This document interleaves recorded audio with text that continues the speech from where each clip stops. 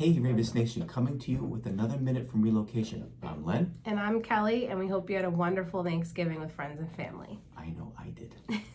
So, two things that we talked about in the last two segments, I'll recap for us. We talked about how to ask for a referral.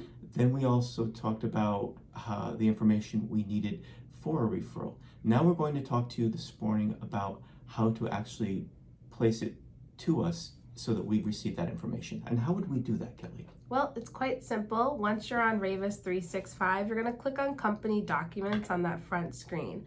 It will then lead you to the next screen where you'll see links in the middle of the page.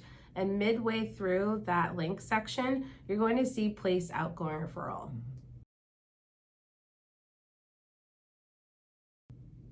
Once you click on that link, it's going to bring you to another form in e-relocation that says Outbound Broker to Broker. There you'll enter all of your information so that way you can get that directly to us. All of the information entered into that form and sent to us is confidential.